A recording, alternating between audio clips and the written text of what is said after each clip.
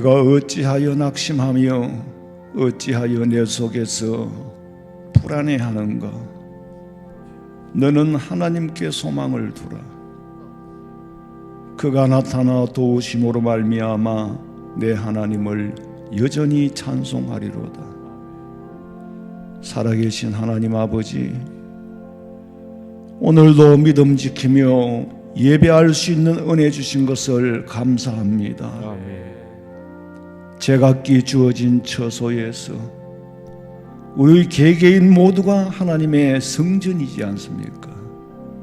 부름받은 하나님의 교회로서 어느 장소 어떤 처소에서 예배하든지 성령께서 임재하실 줄로 믿습니다. 아멘. 인간의 죄로 주어진 역병, 우리는 우리에게 주어진 징계인 줄 알고 회개합니다. 하우나이로 통하여 사탄의 세력들이 그리스도를 대적하는 도구와 수단으로 삼을까 두렵습니다. 하나님 아버지, 참 두려워할 것은 사탄의 세력이 아니라 그 위에 계신 만군의 여호와 하나님이 두렵습니다. 하나님만 두려워할 줄 안다면 세상 것은 아무것도 두려울 것이 없는데, 아직도 우리 마음속에 하나님 두려워하지 않는 이 죄를 용서하여 주시옵소서. 그리고 십자가 흘리신 보혈의 피로 우리 죄를 사하여 주시고 이 시간도 정한 마음으로 예배할 때에 받아 연락해 주시옵소서. 이 땅에 다시 오실 예수님의 이름으로 기도하옵나이다. 아멘. 전능하사 천지를 만드신 하나님 아버지를 내가 믿사오며 그 외아들 우리 주 예수 그리스도를 믿사오니 이는 성령으로 잉태하사 동정녀 마리아에게 나시고 본디오 빌라도에게 고난을 받으사 십자가에 못 박혀 죽으시고 장사한 지 사흘 만에 죽은 자 가운데서 다시 살아나시며 하늘에 오르사 전능하신 하나님 우편에 앉아 계시다가 저리로서 산자와 죽은 자를 심판하려 오시리라. 성령을 믿사오며 거룩한 공회와 성도가 서로 교통하는 것과 죄를 사하여 주시는 것과 몸이 다시 사는 것과 영원히 사는 것을 믿사옵나이다. 아멘.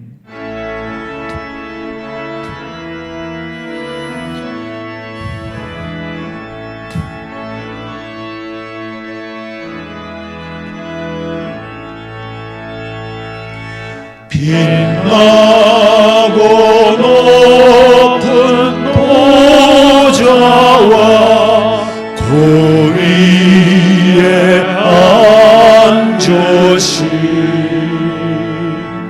주 예수 얼굴 영광이 해같이 빛나네. 해같이 빛나네. 나 이제 생명 있음을 주님의 원해요.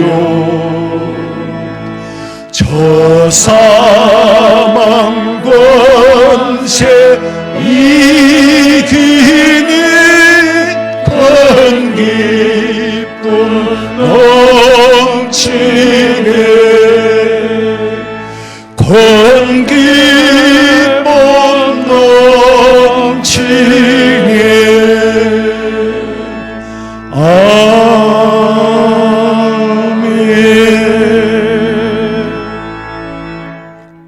어찌하여 이방 나라들이 분노하며 민족들이 헛된 일을 꾸미는가?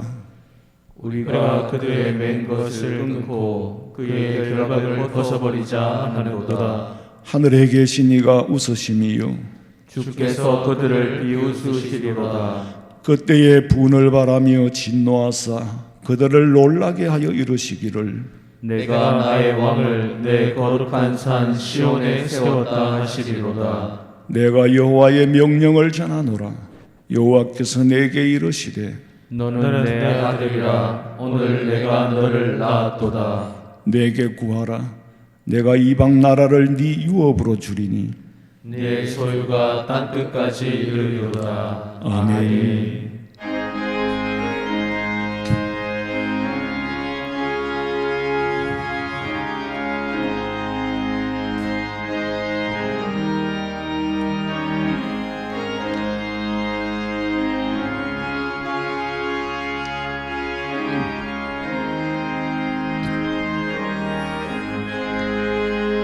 내 영혼이 은총 입어 중한 죄짐 벗고 보니 슬픔 많은 이 세상도 천국으로 가도다. 할렐루야 찬양하세. 내 모든 죄 사함받고 주 예수와 동행하니 그 어디나 하늘나라 주의 얼굴 뵙기 전에 멀리 뵈던 하늘나라 내 맘속에 이루어지니 날로 가깝도다. 할렐루야 찬양하세. 내 모든 죄 사함받고 주 예수와 동행하니 곧 어디나 하늘나라 높은 산이 진더리 처막이나 궁궐이나 내 주 예수 모신 곳이 그 어디나 하늘나라. 할렐루야 찬양하세. 내 모든 죄 사함받고 주 예수와 동행하니 그 어디나 하늘나라.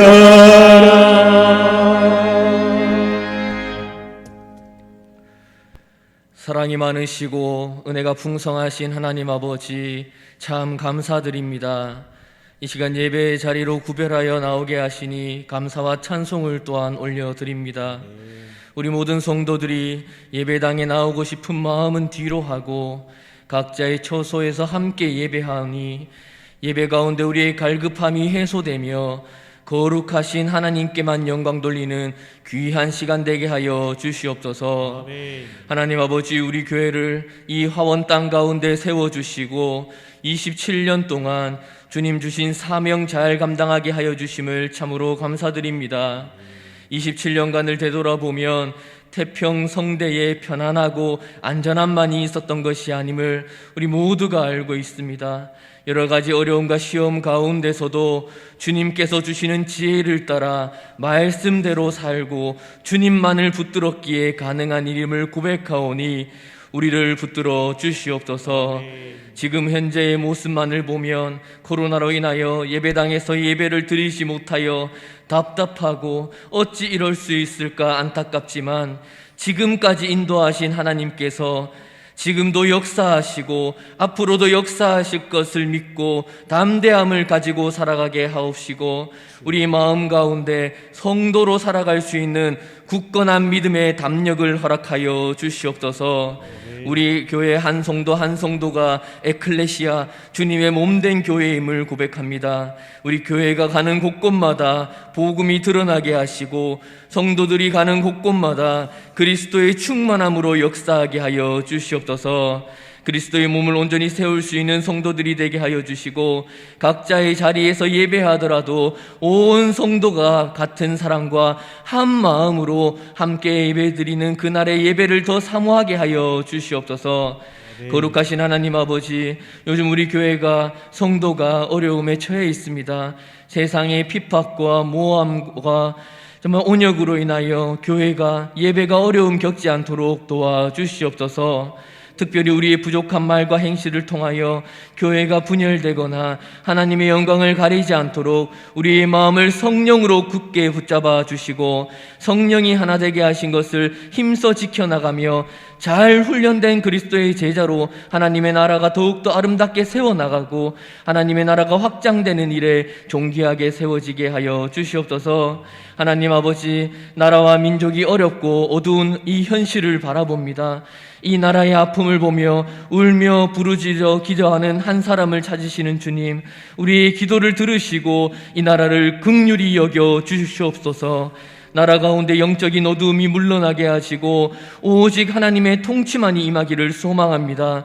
하나님의 가치관 위에 모든 정책들이 바로 세워지게 하시고, 위정자들이 하나님을 두려워하여 코로나 상황을 정치적으로 이용하지 않도록 하여 주시고, 올바른 분별과 지혜로 국민을 생각하는 정치할 수 있도록 도와주시옵소서.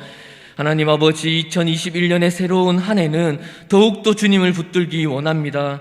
상황을 탓하기보다 먼저 나의 죄를 회개하게 하여 주시고, 굳은 마음과 중단된 기도, 인색한 감사의 생활, 성도 간에 식어버린 사랑과 교제, 하나님 앞에서 다하지 못한 사명을 다시 감당할 수 있도록 회복해 하여 주시옵소서. 이 시간 함께 예배드리지 못하는 성도들이 있습니다. 몸이 불편한 성도들과 육신의 연약함과 마음의 상처로 아파하는 성도들의 연약한 모든 것이 참된 능력 되시는 아버지의 보혈로 치유되고 회복되는 믿음의 역사가 있게 하여 주시옵소서. 이 시간 단위에 세워주신 목사님을 영육간의 강건함으로 지켜주시옵소서. 코로나 상황 가운데 교회를 이끌어가고 상황과 형편에 따라 교회의 방향을 결정해야 하오니 하나님께서 뱀 같은 지혜를 주시고 인간적인 답답함보다는 영적인 충만함으로 가득 채워주시고, 엘리야에게 주셨던 능력과 다니엘에게 주셨던 영적인 지혜를 갑절을 더하여 주셔서 이 어려운 시기 주님 주신 능력으로 수월하게 감당할 수 있도록 주님 붙들어 주시옵소서.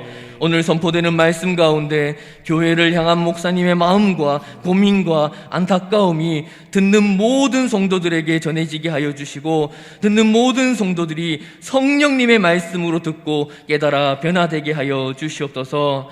어느 곳 어느 장소에 있든지 말씀 듣는 모든 성도들이 거룩한 주일 오직 다시 사신 예수 그리스도만 기억하게 하여 주시고, 또 한 주의 삶도 성령 안에서 수고함으로 더욱 기도에 힘쓰고 다시 오실 예수님을 기대하는 성도들 되게 하여 주시옵소서. 우리를 사랑하시되 끝까지 사랑하시는 예수님의 이름으로 기도드리옵나이다. 아멘.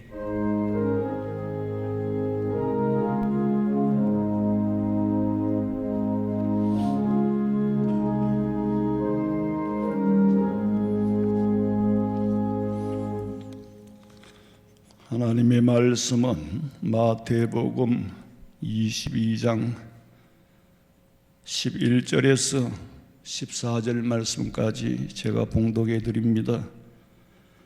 신약성경 마태복음 22장 11절에서 14절 말씀까지 봉독해 드립니다. 임금이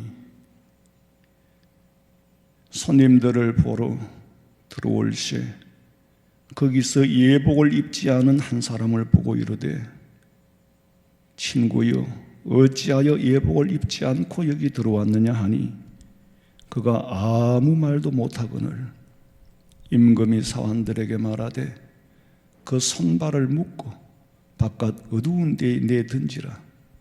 거기서 슬피 울며 이를 갈게 되리라 하리니 청함을 받은 사람은 많되 택함을 입은 자는 적으니라.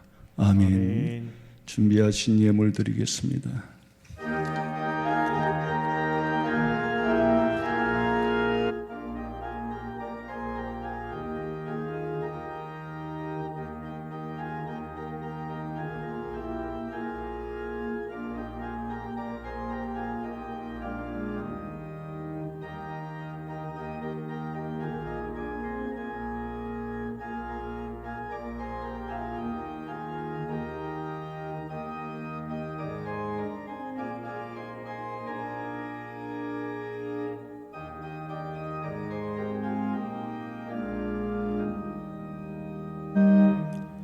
하나님 아버지, 정성을 다하여서 하나님 앞에 예물을 드렸습니다.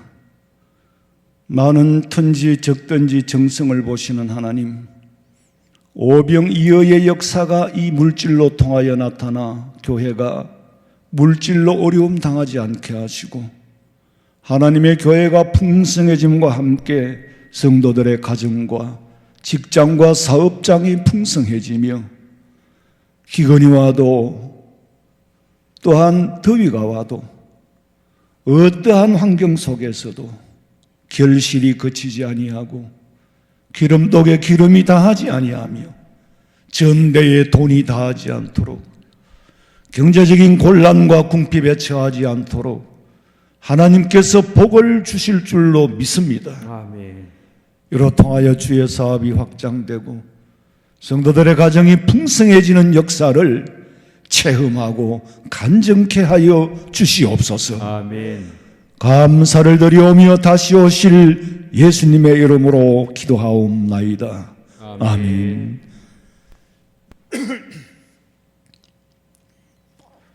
광고 말씀드립니다. 이 코로나 관계로 영상으로 소통하면서 예배를 드리지만은 마치 운동장에 못 가고 공연장에 못 가고 집에서 텔레비전을 보는 것과 같이 오감으로 함께 느낄 수 있는 전인격적인 그런 예배는 쉽지가 않습니다만은 이것도 다가올 미래를 위한 준비고 또 대비인 줄로 알고 참 이런 상황 속에서도 뭔가 새로워지는 게 있어요.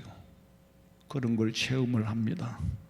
어쨌거나 합력하여 선을 이루고 믿음 지키시기를 주님의 이름으로 축원합니다. 그리고 기부금 납입 증명서 필요하신 분은 전화로 미리 신청을 하시면은 교회에서 준비했다가 전해드릴 테니까 그렇게 이용하시기 바랍니다.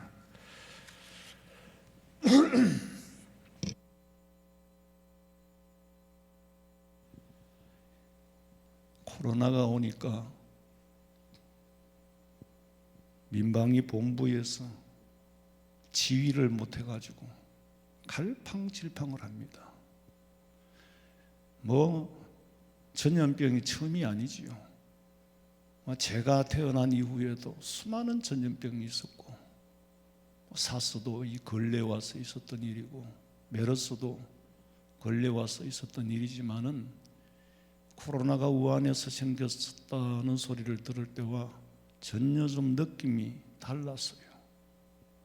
작년 이맘때죠. 이 코로나가 우리나라에 그렇게 크게 번지지도 않았지만은 이게 몇 점만 이 지구상에 떨어뜨려도 지구가 온 인류가 대대적인 혼란이 올 거라고 말씀드렸는데 제 말이 아니라 예수님의 말씀이에요. 갈수록 더 심해질 겁니다. 코로나가 끝날까? 그러면은 또 잊을만 하면 또 민방위 훈련을 해야 돼요. 우리 예수 믿는 사람한테는 초대교회 성도들과 같이 박해를 피해서 예배드리는 또 상황에 따라서 처소를 옮기면서 예배드리는 민방위 훈련이 되겠지만은 정부라는 세상 정부는 그렇지 않지 않습니까? 세상 정부가 이 코로나, 눈에 보이지 않는 이 코로나, 여기에 대한 방역 지침, 여러분 민방위 훈련을 하는데 공습입니다. 공습 경보를 내렸다. 국민들이 우왕좌왕하도록 민방위 본부에서 이랬다가 저랬다가, 그럼 국민들이 어느 장단에 맞춰서 춤을 추고 어떻게 안전하게 보호를 받을 수 있겠습니까? 지금은 무기로 공격을 당하는 게 아니라 바이러스로 공격을 당하는데, 민방위 본부에서, 방역 본부에서 지휘하는 사람들이 뭐가 뭔지를 몰라요. 뭐가 뭔지를 몰라. 저런 사람들은 못 믿겠다는 것이. 그러니까 국민들이 신뢰를 못하고 원망과 불평이 나오는 거예요.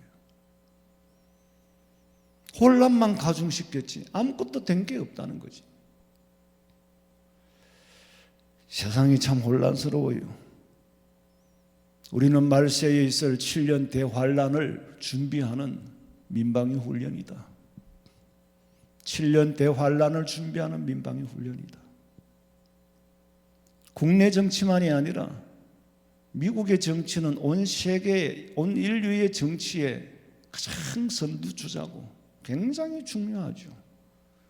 저는 사실 우리나라의 정치 혼란보다도 미국의 정치 혼란이 더 두렵습니다. 세상을 내다보세요. 저 외체계에서 일어나는 일이 거시체계로, 미시체계로, 내체계로 들어오기까지는 쓰나미같이 순식간에 몰려들어옵니다.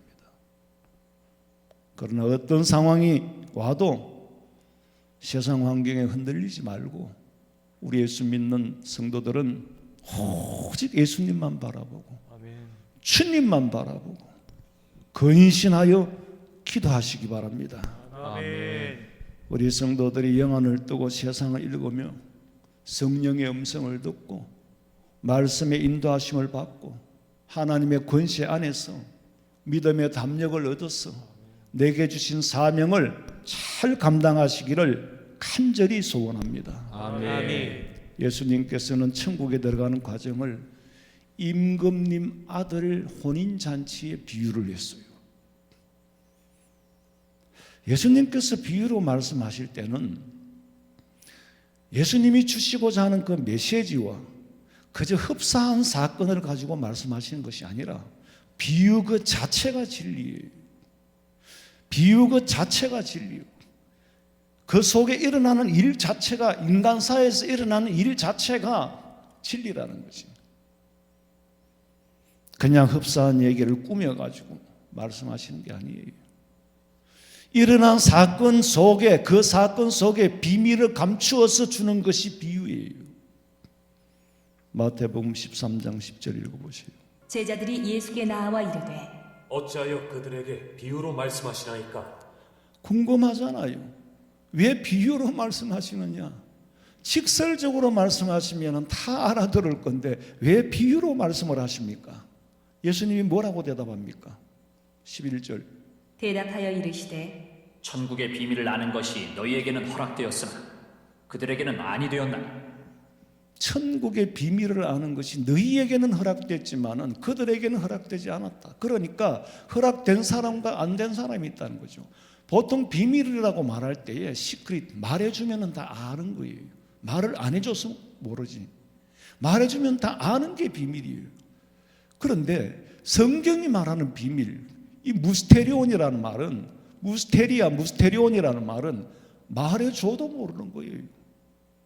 말해줘도 몰라. 왜? 비유로 말씀을 하시기 때문에. 귀로는 듣지만 그 비유 속에 감추어져 있는 의미는 모르는 거예요. 왜 비유에 감추어졌다고? 듣지 말아야 될 사람도 있기 때문에, 들어서 안 될 사람도 있기 때문에. 불공평하지 않습니까? 불공평하지 않아요. 그거는 창조주 하나님 마음이지.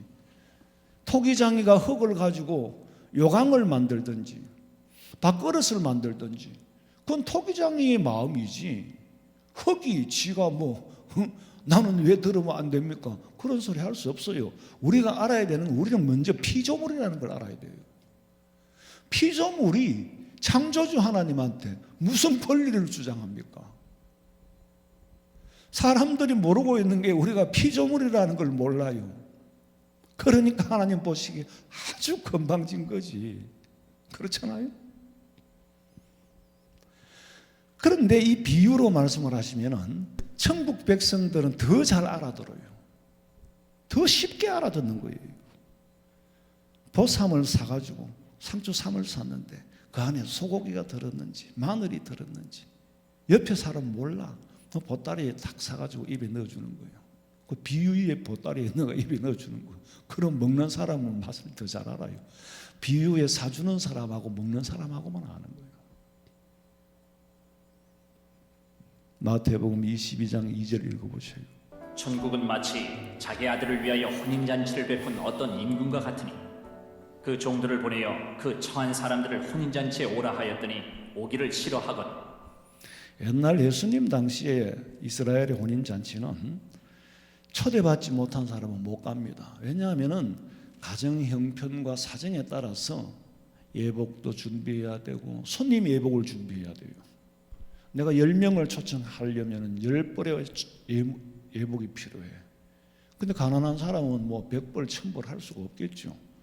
근데 예복도 내 형편에 맞추어서 숫자대로 만들어야 되고 또 그 예복 숫자만큼 그게 바로 사람 숫자니까 음식도 그만큼 준비를 해야 되고 포도주도 그렇게 준비를 해야 되고 그러니까 예상 외의 손님은 받을 수가 없습니다.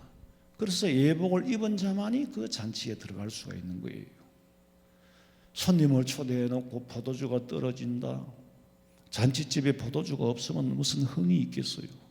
긴장을 풀어주기 위해서 차가운 마음으로 그렇게 해야 되는데 아니 잔치집에 갔는데 내 마음이 잔치가 아니야. 포도주가 떨어졌다는 거지. 그럴 때 예수님께서도 초청을 받고 마리아 어머니와 함께 갔는데 포도주가 떨어져서 연회장이 그 잔치를 맡은 그러니까 매니저죠. 당황을 해가지고 어쩔 줄을 모르는 거예요. 그저 손님이 왔는데 음식이 떨어지면 떨어졌습니다. 죄송합니다 하고 말면 될 일이 아니에요. 당시 유대 사회의 잔치라는 거는 참 멀리서 걸어와야 되고 다들 요새처럼 바쁘진 않지만 멀리서 걸어서 와야 되고 하는데 초대해놓고 음식이 모자랐다? 그러면 사회적인 문제가 될 수 있어요. 아주 낭패를 당할 수가 있어요. 그럴 때 예수님께서 그 집 상황을 보고 얼마나 난처합니까? 그러니까 물로 포도주로 만들어서 그 잔치를 풍성하게 하신 분이 예수님이에요. 그런데 임금님의 아들 혼인잔치, 임금님 아들 장가를 보내는 데는 그 음식 준비가 못 되고 예복 준비 숫자가 모자라고 이런 건 아니죠.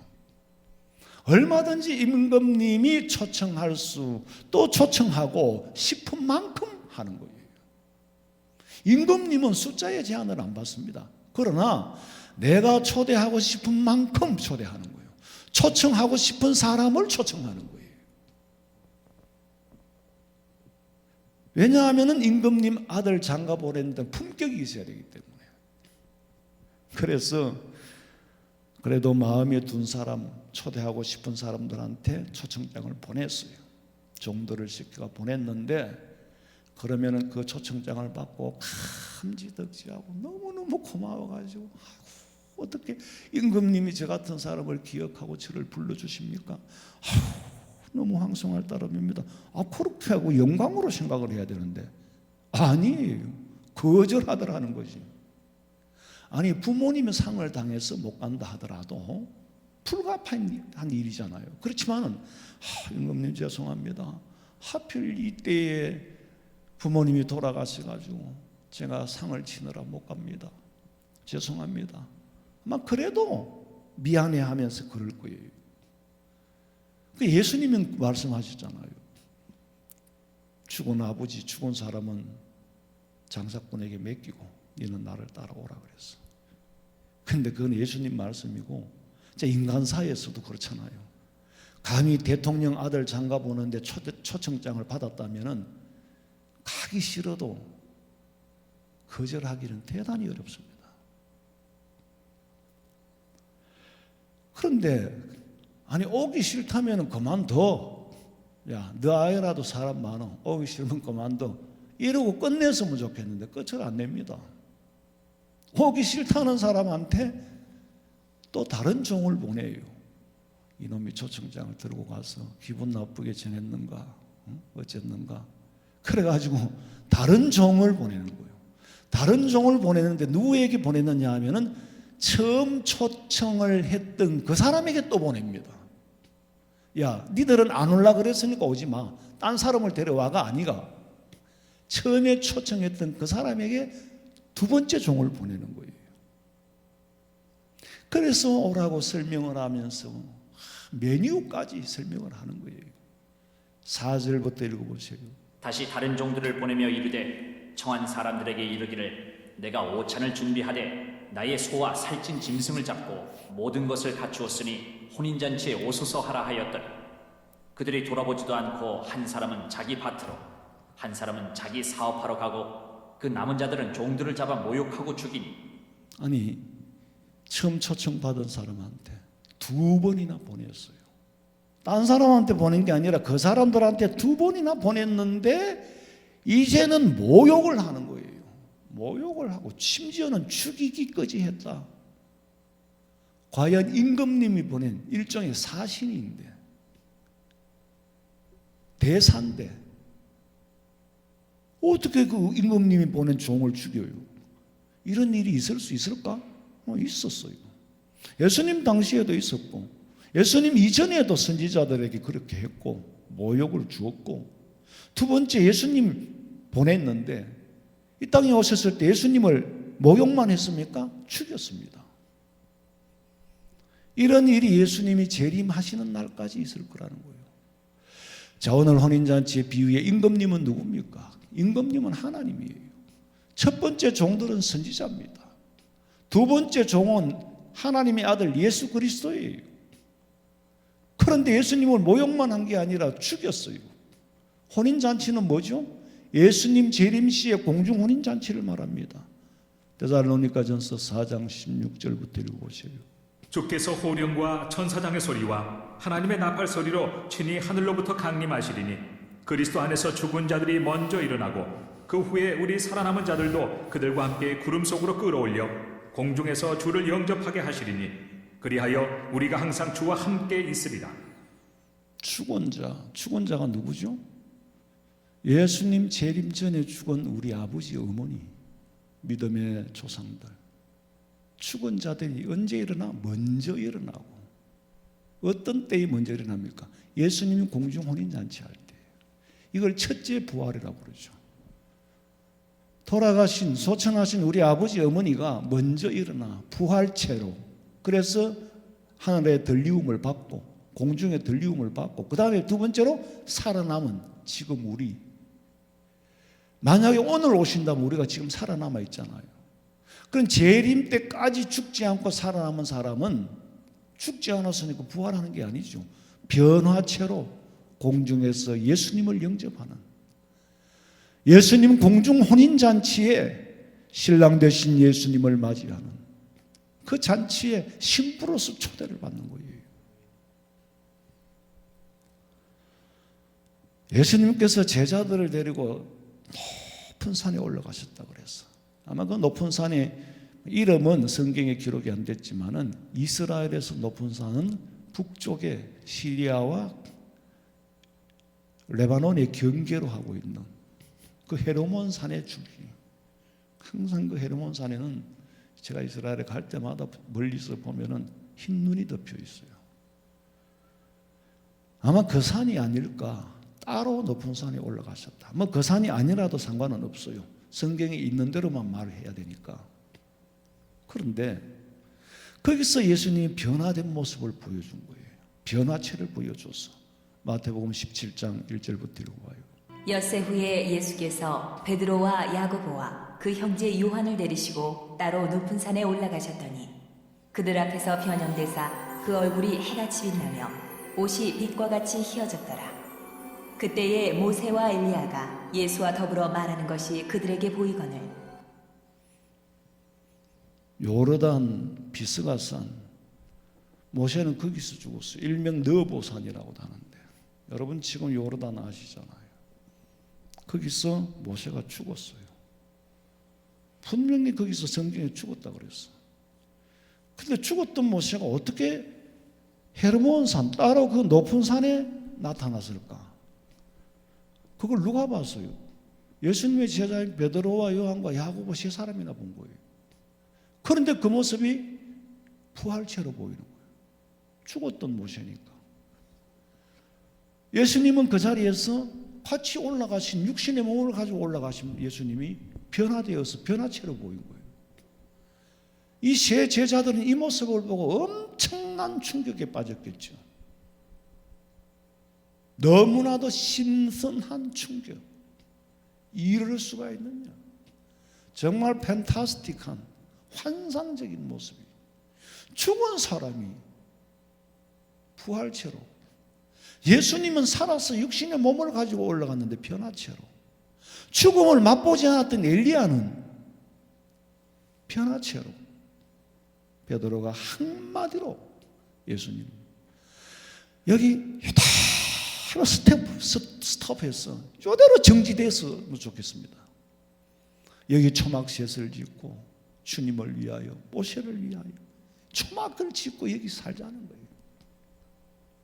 그대로 멈춰버렸으면 좋겠다. 그때의 하늘에서 음성이 들렸어요. 뭐라고 했느냐? 5절 봐요. 말할 때에 호련히 빛난 구름이 그들을 덮으며 구름 속에서 소리가 나서 이르시되 이는 내 사랑하는 아들이요 내 기뻐하는 자니 너희는 그의 말을 들으라 하시는지라. 베드로야, 네가 이대로 멈췄으면 좋겠지만은 이대로는 아니야. 아직 할 일이 남았어. 아무 소리 하지 말고 예수님의 말씀을 들어라. 이 예수는 내 아들이다. 하나님이 보낸 아들이다. 그러니 잔죽고 아무 소리 하지 말고 내려가라. 왜? 사명이 있기 때문에. 무슨 사명? 네가 이 산에서 본 부활체와 변화체, 이 변화된 모습, 그야말로 환상적인 모습, 네가 본대로 내려가서 전해라. 전하는 것이 네게 주어진 사명이다. 구약 시대에는 선지자들을 보냈는데 듣기 싫어서 선지자들을 모욕을 하고 끊임없이 죄를 짓고, 말라기 선지자가 마지막으로 말씀을 증거하고 선포하고 예언을 하고 그 다음에 소식이 또 끊어졌어. 아이고, 하나님이 돌아가셨던지 아니면은 인간들을 포기하고 마셨나 보다 그랬는데, 중간기 300년 400년이 지난 다음에 느닷없이 세례 요한이 나타나서 마지막 구약의 마지막 선지자로 나타나가 느닷없이 회개하라, 천국이 가까웠다. 예수님 메시아가 이 땅에 올 날이 가까웠다. 사람들이 얼마나 쇼크를 받겠어요. 깜짝 놀란 거예요. 이스라엘 백성들이 400년 동안 애굽에 사는 동안에 하나님이 안 계시는 것처럼 했었어. 그러나 하나님은 약속을 절대로 잊지 않습니다. 하나님이 하신 약속은 절대로 지키고 마야 하는 거예요. 말라기 선지자 예언이 끝난 게 아니에요. 포기한 게 아니에요. 중단기를 거쳐서 마지막으로 세례 요한을 보내가지고 회개하라, 천국이 가까웠다. 내 뒤에 오시는 그분은 나는 신을 들고 따라다니기도 부족하다. 그리고 두 번째 아들인 첫 번째 선지자들 보냈죠. 두 번째 예수님을 보냈어. 예수님을 보내서 내게로 오라, 값없이 와서 먹고 마시라고 초청을 했지만은 예수님을 모욕하고 예수님을 십자가에 못 박아 죽였습니다. 그 다음에 어떤 일이 일어났습니까? 22장 7절에 보니까 임금이 노하여 하나님이 노하신 거죠. 군대를 보내요. 그 살인한 자들을 진멸하고 그 동네를 불살랐더라. 당연히 불사르죠. 군대는 누굽니까? 결국에는 로마 디도 장군을 통한 그 장군이 이끈 병사들이에요. 동네는 어느 동네입니까? 예루살렘이에요. 예수님 살아계실 때 뭐라고 말씀하셨습니까? 돌 하나도 돌 위에 덧 놓이지 않게 하겠다. 이 성전을 불사르고 해파할 거다. 로마의 디도 장군의 병사들이 와가지고 예수님이 말씀하신 대로 그 예루살렘 성의 성벽을 전부 허무는 거예요. 그 성벽이 허무는 게 간단하지 않습니다. 그 남은 부분이 지금 통곡의 벽이잖아요. 어마무시한 돌들로 쌓아놨는데 로마 병사들이 전부 뒤져서 왜 뒤졌을까? 그 속에 숨겨진 검은 보화를 찾기 위해서 전부 뒤집는 거예요. 또 그런데 그거를 어마무시한 돌덩어리를 옮기는 게 쉬울까? 안 쉽죠. 그러나 그들은 자기들의 목적이 있기 때문에 다 파헤치는 거예요. 그리고 우리 로마 군대는 니들이 쌓은 성벽 이거는 아무것도 아니다. 이거를 거뜬히 무너뜨릴 수 있는 강대한 힘을 가졌다라는 것을 상징적으로 보여주고 목적은 그들의 검은 보화를 캐내기 위해서 숨겨놓은 보배를 찾아내기 위해서 목적이 있으니까 죽으러 사람 다 무너뜨리죠. 그리고 남겨놓은 거는 못 무너뜨려서 남겨놓은 게 아니고 우리 로마 군대는 이 정도로 강했다. 니들이 쌓아놓은 이런 성벽을 허물었던 군대가 로마 군대라는 것을 상징적으로 남겨두기 위해서 남겨놓은 것이 지금 통곡의 벽입니다. 이건 역사잖아요. 지금 살아있잖아요. 그러니까 예수님이 살아계실 때 말씀하신 대로 돌 하나도 돌 위에 덧 놓이지 않고 철저하게 예언대로 이루어졌습니다. 그 와중에서도 예수님 성천하시면서 약속하신 보혜사 성령을 보내겠다고 그 약속을 믿고 마가요한 다락방에서 기도하고 성령 받았던 사람들은 믿음의 탐욕을 얻었어. 예루살렘에 핍박과 박해가 있을 때에 흩어져 도망을 간 거예요. 가서 구원의 복음을 이방인들에게 전하는 전화위복의 기회가 된 거예요. 지금 일어나는 이런 일들로 통해서 새로운 일을 많이 경험합니다. 결국에는 하나님께서는 합력하여 선을 이루시는 줄로 믿으시기를 주님의 이름으로 축원합니다. 아멘. 마태복음 22장 8절 이하에 읽어보세요. 이에 종들에게 이르되 혼인잔치는 준비되었으나 청한 사람들은 합당하지 아니하니 내 거리 길에 가서 사람을 만나는 대로 혼인잔치에 청하여 오라 한대. 내 거리가 어딥니까? 복음이 이방 세계로 전해지는 거예요. 그런데 복음이 이방 세계로 전해지는데 제일 적합한 동네가 로마예요. 왜? 로마는 군제와 언어가 통일이 되어 있고 사통오달로 교통이 발달이 되어 있고 로마는 이방 나라예요. 유대인들이 봤을 때 이방 나라예요. 길거리에 나가서 있는 사람을 다 데려오라는 거예요. 22장 10절에 종들이 길에 나가서 악한 자나 선한 자나 만나는 대로 모두 다 데려오니까 혼인잔치에 손님이 가득 찬 거예요. 손님이 가득 찼어. 그런데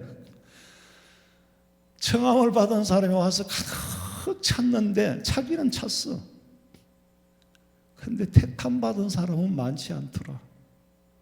택함 받은 사람은 많지 않더라.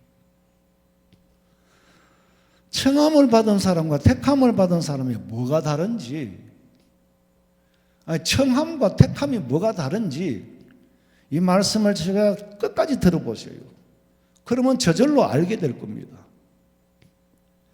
이때 성령 받은 제자들은 교회의 핍박과 박해를 피해가지고 흩어진 제자들 숨어 들어가서 로마의 지하 카타콤에 들어가서 예배를 드리는데 사진으로 그림을 볼 때는 좋아요. 저 가서 살면 되겠네. 여러분 한번 생각해 보세요. 막상 저기에 빈몸으로 들어가서 산다고 생각해 봐요. 저기 물이 있습니까? 양식이 있습니까? 화장실이 있습니까? 병원이 있습니까? 저기서 아기를 낳아야 돼요. 저기서 애를 키워야 돼요. 심지어는 저기서 죽어 장사를 합니다. 옆에 모서리에 저렇게 상자처럼 홈이 파인 데는 사람이 죽어서 바위를 파고 거기에 보관해 놨던 장례 관을 보관했던 장지예요. 저는 약 30년 전에 저기를 가봤어요. 자, 과연 이런 믿음을 우리가 지킬 수 있을까? 마지막 때에 이런 믿음을 지킬 수 있을까? 예수님이 초림에 와서 복음 전했을 때 듣지 않고 예수님을 십자가에 못 박아 죽이고 성령 받은 사람들이 그 박해 중에 저 숨어 들어가서 예배를 드리고 믿음을 지켰는데, 마지막 때 다시 오실 예수님 재림 전에 7년 된 환란이 있다고 했는데, 그 전에 징조가 있다고 했는데, 과연 나는 그를 이길 수 있을까? 지금도 저는 제일 마음이 무거울 때가 우리 대한민국 안에도 순교자 기념박물관에 가면은 정말 부끄러워요. 내가 과연 거기에 서서 얼굴을 쳐다보기도 민낯이 드러내 보이는 것 같아서, 과연 순교할 수 있는 믿음이 있을까? 하나님, 내 힘으로는 안 됩니다. 하나님이 힘 주시면은 순교도 해야지요. 인간의 힘으로는 불가능한 거예요. 나는 순교자 기념관에 가서 떠들고 웃고 하는 사람들 보면은 좀 이해가 안 되더라고. 내 기준으로는. 여기 지금 관광 온 게 아닌데 뭘 보여주기 위해서 온 줄도 모르고 뭘 보기 위해서 온 줄도 몰라. 거기 순교자들 왜 기념관을 만들어 놨습니까? 그분들의 신앙을 본받아서 그분들과 같은 마음의 결심을, 한 번 더 믿음을 다짐할 수 있는 기회를 얻기 위해서, 또 그런 기회를 주기 위해서 만들었고 얻기 위해서 가는 건데, 저는 웃으면 안 나와요. 그저 마음이 무겁고 보기에 부끄러워요. 뿐만이 아니라 흩어진 사도들은 저 멀리 터키 동부에 있는 가파도기야, 저기까지 도망을 갔어. 저기 바위에 저게 뭐예요? 전부 굴입니다. 저기 사람이 들어가서 살은 거예요. 저기에 들어가 보면 성화가 그려져 있어. 성경을 글자로는 다 기록을 못하니까 그림으로서, 그게 성화가 뭡니까? 성경을 스토리로 만들어서 그림을 그린 게 성화입니다. 그래서 복음을 기억하고 복음을 후손들에게 전하고 그렇게 살았어요. 생각해봐요. 저기도 척박합니다. 물이 있습니까? 화장실이 있습니까? 저기 안에 무덤이 있어요. 저기서 아기를 낳고 키우고 살아야 돼요.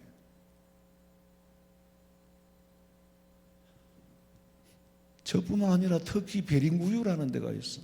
그거는 지하예요. 또 지하에 저기는 카타콤처럼 질서가 있는 도시가 아니고 지하 동네인데, 옛날 시골 동네처럼 밑에 골목골목이 있어요. 저기 숨어서 예배를 드리고, 저기서 한 곳에 가면 좀 넓은 장소가 있어요. 거기가 신학교인 거예요. 거기서 생도들을 키워내가지고 주의 종들을 양육하고 복음이 끊어지지 않도록 지도자를 배출했던 그곳이 바로 저 베링구유라는 데예요. 이런 과정으로 통해서, 저와 같은 과정으로 통해서 복음이 이방인들에게 전거되었기 때문에 오늘 우리에게까지 복음이 온 겁니다. 이런 과정을 통해서 우리에게까지 복음이 온 거라고. 그래서 우리는 또 더 오지에 아직 복음을 모르는 세계 구석구석에 선교사를 보내는 거잖아요. 우리나라에 최초로 선교사가 들어올 때에 예수 믿는 사람만이 저 땅에 가서 복음 전해야 되겠다고 찾아온 거지 아무도 모릅니다. 제가 한 30년 전에 스위스에 갔을 때 교포로 사는 분이 그런 얘기를 해요. 자기가 거기 시집을 와서 스위스 대사관에 있다가 스위스 사람하고 교제를 하다가 결혼을 해서 스위스 루체른에 왔는데 동네 사람들이 다 모여가지고 구경을 하더라는 거예요. 처음에는 뭔지를 몰랐대요. 알고 보니까 이상한 꾀재재한 동양 사람이 하나 결혼을 해가 왔으니까 지금 뭐 어디 동남아 이런 데 비유하면 안 되겠죠? 기분 나빠할까? 이상한 동양 사람이 꾀재재 한 사람이 하나 왔는데 세상에 어떻게 스위스 사람이 대사관으로 가가지고 저런 여자를 데리고 왔느냐고 또 원숭이 구경하듯이 하더래. 자기는 그걸 나중에 깨달았대요. 우리나라가 그러했단 말이에요. 저 아프리카 가나보다 더 가난했고 그런 나라에 하나님이 선교사를 보냈잖아요. 하나님의 영을 뜬 사람만이 선교지를 찾아서 가게 되고 보내게 되고 오게 되고 그러는 거예요. 그래서 우리나라에까지 복음이 들어온 겁니다. 길거리에 나가서 있는 대로 초청을 해라. 우리는 거기에 속한 무리들이에요. 이방인이잖아요. 그래서 초청을 받고 대문까지 왔어. 대문 앞까지는 왔는데 문제는 예복은 안 갈아입겠다는 거지. 예복은 안 갈아입겠다. 크게 보면 대한민국도 초청받은 나라예요. 왜? 대한민국에 예수 모르는 사람이 있습니까? 교회를 모르는 사람이 있어요? 말이 안 되지 그거는. 교회 오는 사람들 중에도 자기 입으로 예수 믿는다고 하는 사람 중에도 청함은 받았지만은 아직까지 택함은 못 받은 사람이 있어. 왜? 예복을 안 갈아입은 거예요. 그 예식에는 임금님의 혼인잔치 예식에는 네가 휘황찬란한 아무리 좋은 옷이라도 벗고 들어오너라. 다이아몬드 반지도 벗어놓고 귀걸이도 벗어놓고 다 벗어놓고 일제히 유니폼으로 갈아입어라. 예복으로 하나같이 갈아입어라. 이 잔치에 잘난 사람이 있어서도 안 되고 못난 사람이 있어서도 안 되고 상대적으로 박탈감을 느끼는 사람이나 위축당하는 사람이 있어서도 안 되니 이 잔치에는 내가 주는 예복만 입어라. 임금님 앞에서 지위를 자랑해요? 임금님 앞에서 권력을 내요? 임금님 앞에서 돈을 내놓고 들어가겠다고요? 아니야. 난 다 필요 없어. 그거 다 내가 준 거야. 그런 거 필요 없어. 내가 초청을 했으니까 초청받고 감격하고 시키는 대로 순종하는 유니폼을 갈아입는 사람만 들어와. 네 옷을 입고는 못 들어와. 네가 가진 지위 명예 가지고 돈 가지고는 못 들어와. 요새 유튜브에 보니까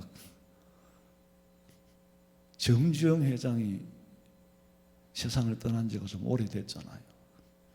그래 이거는 뭐 그냥 여담이에요.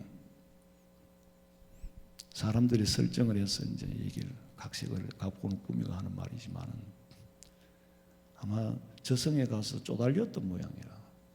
그런데 마침 부자 이건희가 왔거든.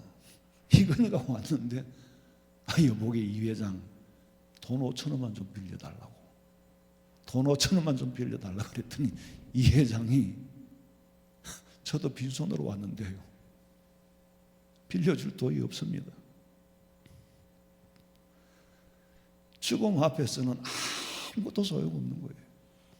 더더구나 예수님의 혼인잔치에 초청을 받고 거기에 택함을 받아 입어 들어가려면 다 벗어야 돼요.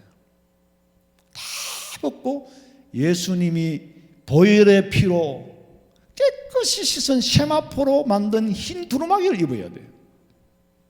요한계시록 6장 11절 보시면 각각 그들에게 흰 두루마기를 주시며 이르시되 아직 잠시 동안 쉬되 그들의 동무 종들과 형제들도 자기처럼 죽임을 당하여 그 수가 차기까지 하라 하시더라.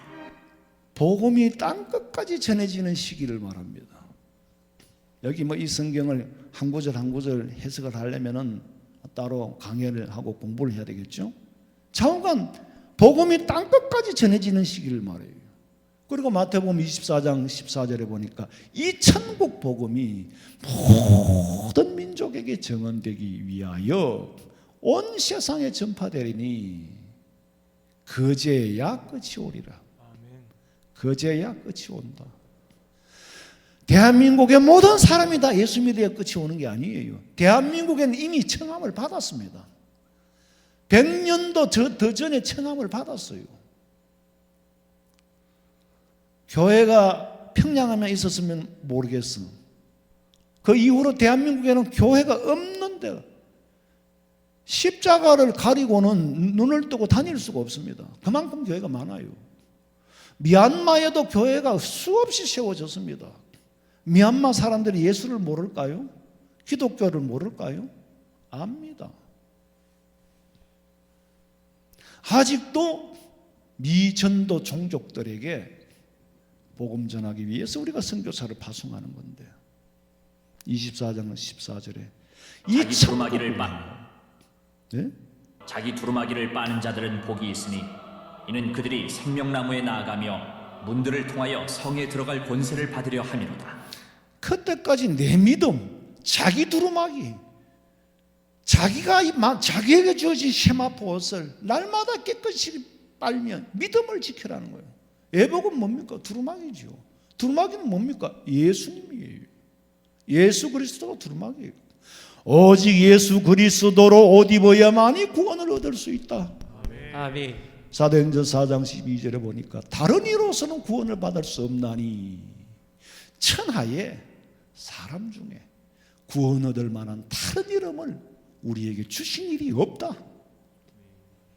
오직 예수님 이외에 구원의 길이 없다.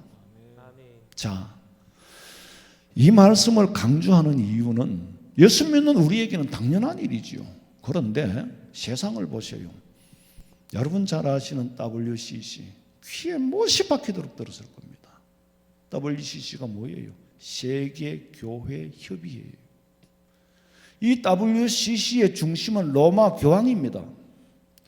로마 교황은 오만 가지 잡신을 다 끌어모아가지고 니도 구원이 있고 니도 구원이 있고 남미의 호랑교도 구원이 있고 오만 가지 잡신을 다 끌어모아가지고 그게 세계교회협의회라는 데입니다. 우리가 생각하는 기독교인들만이 모인 협의회가 아닙니다. 세계교회협의회라는 것은 가톨릭도 가면 교회라고 그래요. 절에 가도 기도한다 그럽니다. 오만 잡동사회를 다 끌어모으는, 그러니까 잡신조합이지. 잡신조합. 잡신조합의 조합장이 로마 교황이에요. 전부 구원이 있다고 인정을 해주는 거예요. 그리고 우리는 다 하나다, 연합을 해야 된다. 얼마나 듣기 좋습니까? 얼마나 듣기 좋아요.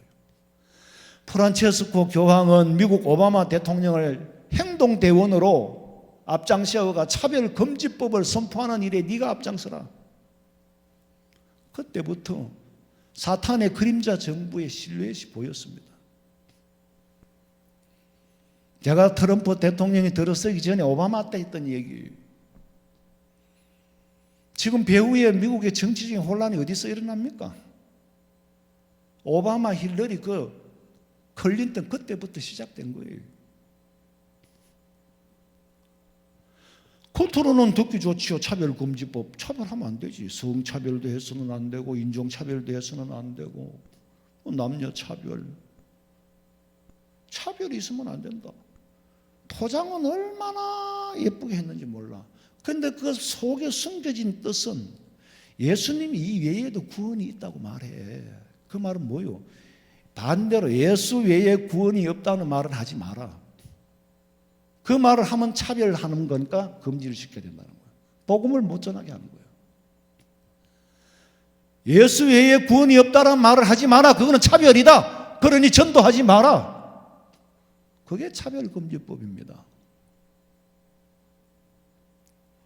그리고 잡신들을 다 끌어모아가지고 다른 데는 사실 다른 종교는 구원관이라는 게 없습니다.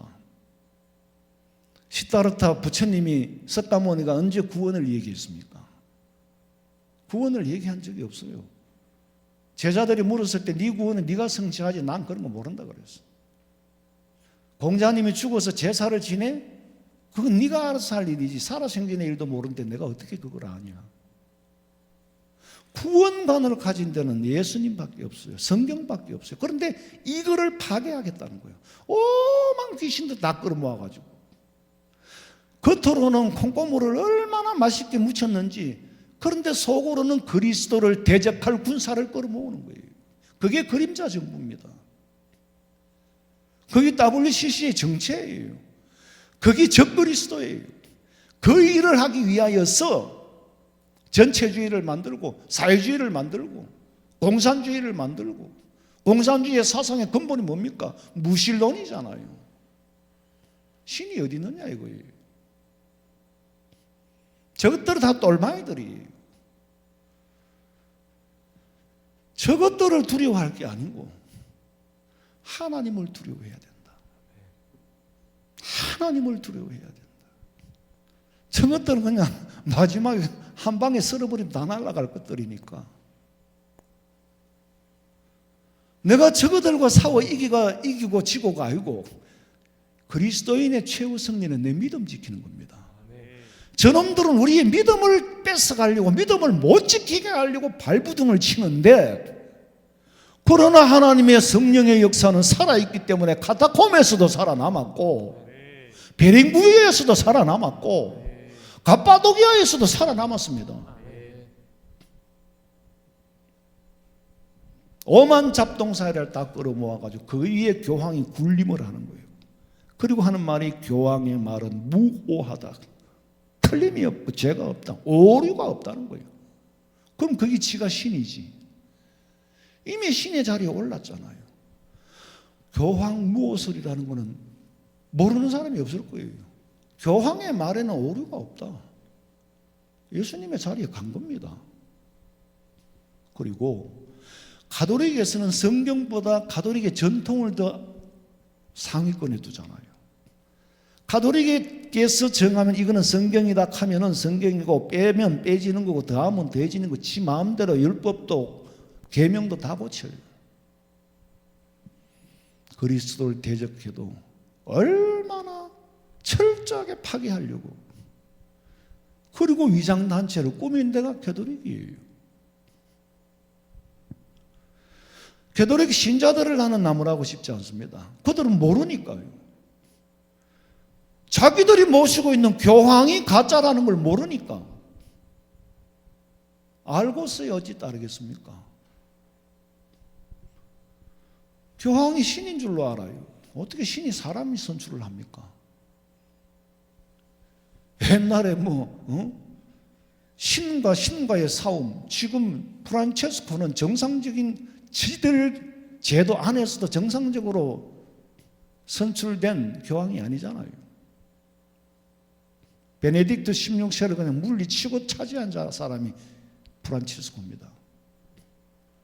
그 프란체스코가 적그리스도, 그 사람이 그런 게 아니라 실체가 그렇다고 말이에요. 오늘 이 시대에도 하나님의 혼인잔치에 청함을 받은 사람 하나, 청함을 받은 사람 많은데 택함 받은 사람은 많지 않다. 택함 받은 사람은. 그러면 택함을 받지 못한 사람은 어떤 사람이냐? 예수님의 보혈의 피를 거절하고, 예수님이 보혈의 피로 만든 유니폼, 세마포, 흰 두루마기를 거절하는 사람. 택함 받은 사람은 어떤 사람이냐? 예수님이 흘리신 보혈의 피로 깨끗한 세마포로 하얀 두루마기를 만들어서 죄 없다 칭하면서 옷을 입혀주는데, 그 옷을 입는 사람은 택함 받은 사람이에요. 예복이니까. 그러니까 주님이 마지막 홍인잔치에 참여할 때까지 자기 두루마기를 빠는 자는 복이 있다. 더럽히지 않는 자는 복이 있다.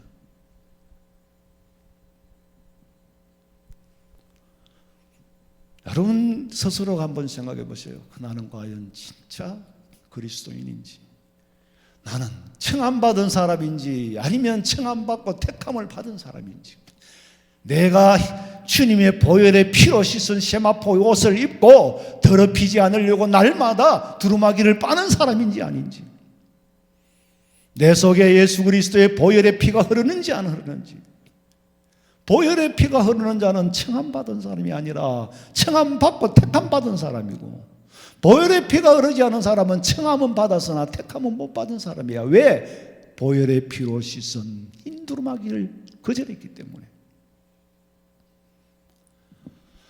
내 주의 보혈은 정하고 정하다. 내 죄를 정케 하신 주 날 오라 하신다. 내가 주께로 지금 가오니 십자가의 보혈로 날 씻어 주소서. 건죄인 복받아 살 길을 얻었네. 한없이 넓고 큰 은혜 베풀어 주소서. 내가 주께로 지금 가오니 십자가의 보혈로 날 씻어 주소서. 그 피가 맘속에 근정거 됩니다. 내 기도 소리 들어사 다 허락하소서. 내가 주께로 지금 가오니 십자가의 보혈로 그 피가 마음속에 큰 증거됩니다. 내 기도 소리 들어서 다 허락하소서. 됩니다. 내 기도 소리 들어서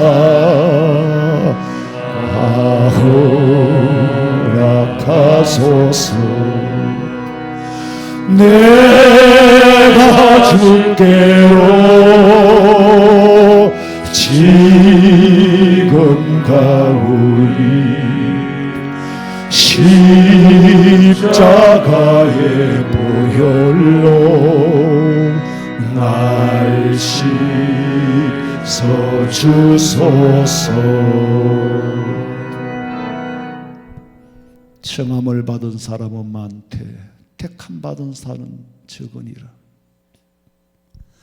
나만 장군이 집에 부려먹던 계집종 아이의 말을 듣고 하도 답답하니까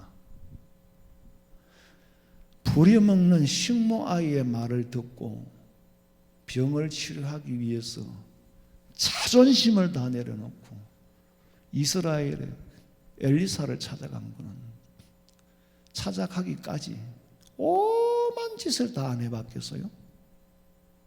오만 짓을 다 해봤을 거예요. 그런데 문둥병이 낫지를 않아. 얼마나 답답했으면 식모로 부려먹는 계집아이의 말을 듣고 장군님이 히트까지 안 해본 게 없이 다 해보셨잖아요. 근데 마지막으로 더 할 게 없으니까 제 생각에는 참 우리 조국 이스라엘에 가면은 엘리사라는 종이 있는데 그에게 가서 기도 한번 받으면 나을 것 같습니다. 얼마나 자제했겠어요. 자존심도 있고. 그런데요, 목숨 앞에는, 죽음 앞에는 엎드리는 거예요. 살기 위해서는 무슨 짓이든지 합니다. 그래가지고 예물을 들고 종들을 앞장서서 갔어요. 엘리사에게 찾아갔더니 엘리사가 막 맨발로 뛰어나올 줄 알았는데 자기는 그래도 명식이 국방장관, 시리아의 국방장관인데 그럴 줄 알았는데 엘리사가 안 뛰어나와. 안 뛰어나오는 것만이 아니라 천천히 나오지도 않아. 별로 그렇게 반갑게 맞이하지도 않아.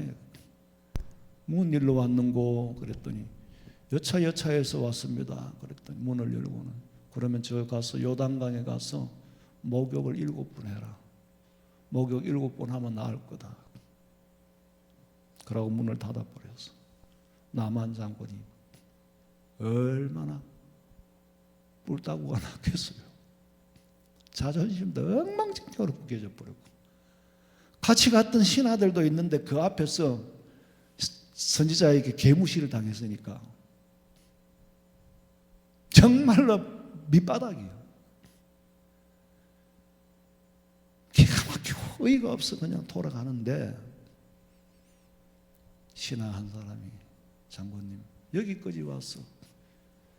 이렇게 개망신을 당하고 장군님 내가 충정 어린 마음으로 말씀드립니다. 이때까지 안 해본 게 없잖아요. 그러니 무시를 당했건 말건 간에 돈 드는 일도 아니고 힘드는 일도 아니고 그저 옷 벗고 들어가서 목욕 한번 7번 하라는데 그게 뭐가 어렵습니까? 미쳐봤자 본전이잖아요. 그러니까 마지 못해서 이제 옷을 벗고 들어가는데 신하들 앞에 얼마나 쪽팔리겠어요. 목숨 앞에 저렇게 비굴해질 수도 있구나. 비굴도 아니지 이거는. 이 비굴도 아니고 없어도 아니고 살아남기 위해서. 계급장이고 뭐고 다 뛰고 다 벗고 팔가벗은 몸으로 요단강에 가서 목욕을 7번 했더니 깨끗이 나았잖아요. 엘리사의 말씀에 순종할 때에 엘리사가 낫게 해주는 게 아니야. 내가 낫게 해주는 줄 알고 찾아왔는데 내가 아니야. 내 말에 순종을 해. 내 말이 누구 말이요? 하나님의 말씀이야. 네가 가지고 있는 그거 벗지 않고는 너 병 못 고친다. 완전히 새 사람으로 만드는 거예요. 마찬가지로 우리는 예수님의 보혈의 피로만이 구원받는 줄로 확실하게 믿고 하나님 앞에 청함을 받은 것만이 아니라 택함을 받은 성도로서 믿음 지키면서 주님 오시는 날 공중 혼인잔치에 우리 성도들은 다 들려 올라가시기를 주님의 이름으로 축원합니다. 아멘. 자비로우신 아버지 하나님, 청함 받은 자와 택함 받은 자 이들을 구분하는 시점인 것이라는 생각이 듭니다.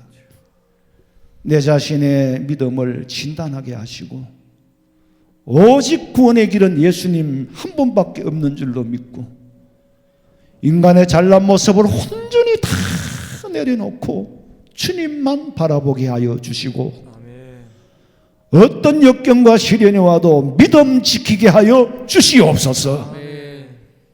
이 땅에 다시 오실 예수님의 이름으로 기도하옵나이다. 아멘. 아멘.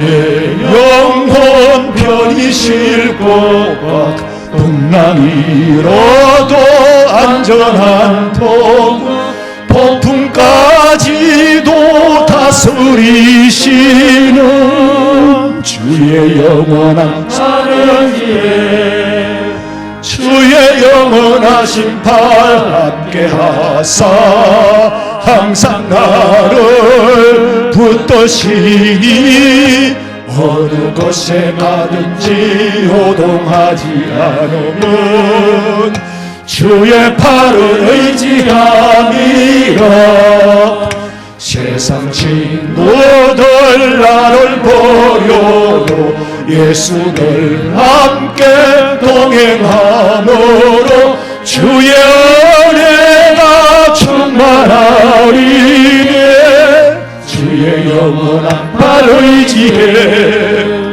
주의 영원하신 발 함께 하사 항상 나를 붙드시니 어느 곳에 가든지 요동하지 않으면 주의 팔을 의지함이라 나의 믿음이 연약해져도 미리 예비한 힘을 주시며 위태할 때도 안보하시는 주의 영원한 발 의지해 주의 영원하신 발 함께 하사 항상 나를 붙드시니 어느 곳에 가든지 요동하지 않으면 주의 팔을 의지함이라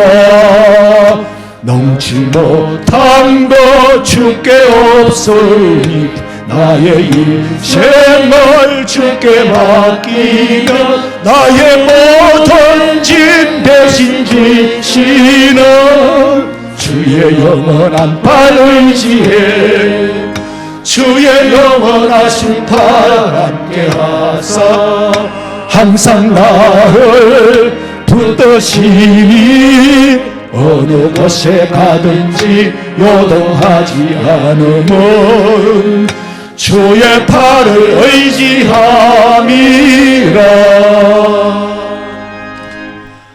지금은 우리 주 예수 그리스도의 은혜와 하나님 우리 아버지의 그 놀라우신 사랑과 성령의 위로하심과 교통하심이 어느 처소에서 예배하든지 하나님 앞에 예배하는 우리 성도들 머리 위에 가정과 직장과 사업장과 자녀들의 앞길 위에 지금으로부터 영원토록 함께 있을지어다. 아멘.